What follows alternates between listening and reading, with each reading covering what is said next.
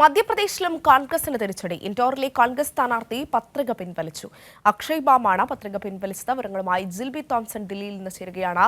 ജിൽബി, വലിയ തിരിച്ചടി തന്നെ കോൺഗ്രസിനുണ്ടാകുന്നു. തെരഞ്ഞെടുപ്പ് അടുത്തു നിൽക്കുന്ന ഈ ഒരു സാഹചര്യത്തിൽ ഇത്തരത്തിൽ കോൺഗ്രസ് സ്ഥാനാർത്ഥി അക്ഷയ് ബാം പത്രിക പിൻവലിക്കുന്നു. അദ്ദേഹം BJP-യിലേക്ക് പോകുമെന്നാണ് സൂചന ലഭിക്കുന്നത്. വിവരങ്ങൾ എങ്ങനെ?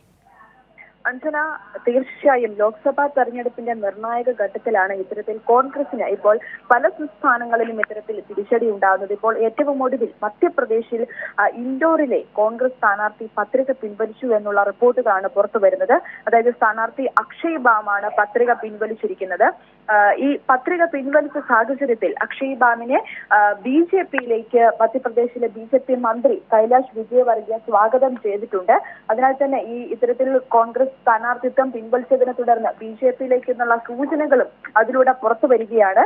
അക്ഷയ് ബാബിനൊപ്പമുള്ള ചിത്രവും ഈ BJP മന്ത്രി കൈലാഷ് വിജയവർഗിയ ഇപ്പോൾ എക്സിലൂടെ പങ്കുവച്ചിട്ടുണ്ട്. അതിപ്പോൾ സമൂഹ മാധ്യമത്തിലൂടെ പെട്ടെന്ന് തന്നെ ഈ ചിത്രം ഇപ്പോൾ പ്രചരിപ്പിക്കപ്പെടുകയും ചെയ്തിട്ടുണ്ട്. എന്തായാലും കോൺഗ്രസിനെ സംബന്ധിച്ചിടത്തോളം ഈ തെരഞ്ഞെടുപ്പ് നടക്കുന്ന നിർണായക വേളയിൽ, അതായത് ആദ്യഘട്ടം കഴിഞ്ഞ് ഈ സാഹചര്യത്തിൽ വലിയ രീതിയിലുള്ള തിരിച്ചടികൾ ഇപ്പോൾ ലഭിക്കുകയാണ്.